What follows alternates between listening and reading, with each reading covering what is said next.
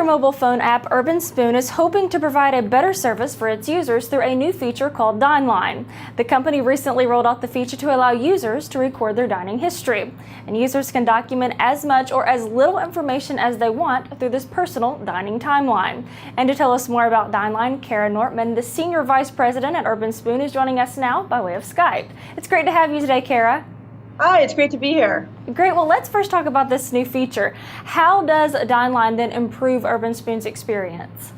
Well, it's a way for people who love to eat out, who love restaurants, to record their dining history every day. So frequently, I'm asked for recommendations of the places I love, or I want to go back and remember that great restaurant I ate at, or view wonderful photos I took. And it's sort of all over the place. It's very hard to keep my content and my dining history organized. And this really helps you organize it in one place. And recording one's history and keeping a diary is sort of a fundamental part of human nature. So this makes it easy for people to do that with Urbanspoon. Right, and I understand that it integrates a check-in service, but one that serves a very different purpose than companies like Foursquare, right? Yeah, absolutely. I mean, in a lot of ways, we consider this the check-in for everyone else.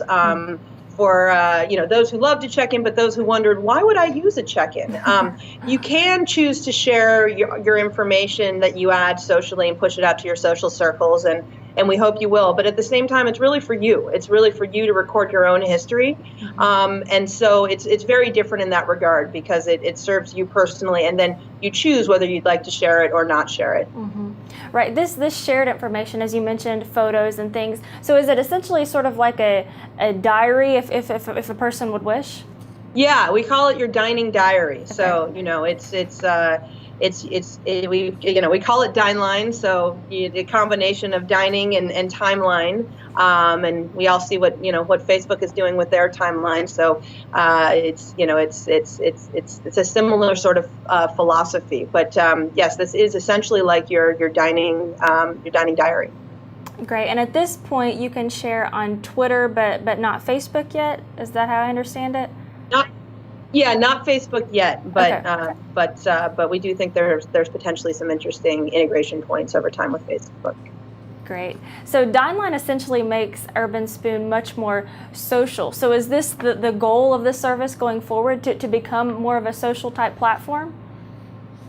Yeah, Urbanspoon's always had great social features. We fundamentally think about Urbanspoon as a place to go discover great places to eat, and core to that experience is a combination of our like percentage ratings, which enable people to get a quick view of what the community thinks, the whole community thinks of a business. So we have really heavy participation around the percent of users who like or don't like.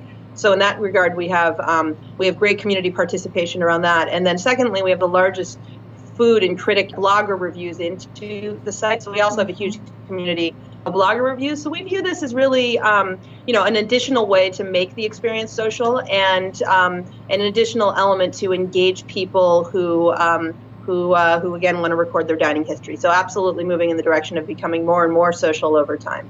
Great. Well, with the dining experience in an industry playing such an important role in the social, local, and mobile space, do you have any advice then for restaurants in terms of taking advantage of these platforms? Yeah, absolutely. I'd say depending upon the restaurant's degree of passion to engage in social channels, I would have a different set of recommendations. So I would say, at the very least, if you're a restaurant, you should go on to the top apps and websites where people are finding your information and content about your business. And almost every one of those brands has a free product. Urbanspoon is an example, Yelp is an example, City Search is an example. You can go in as a restaurant, claim your profile page, make sure your core contact information is accurate, and then potentially add content.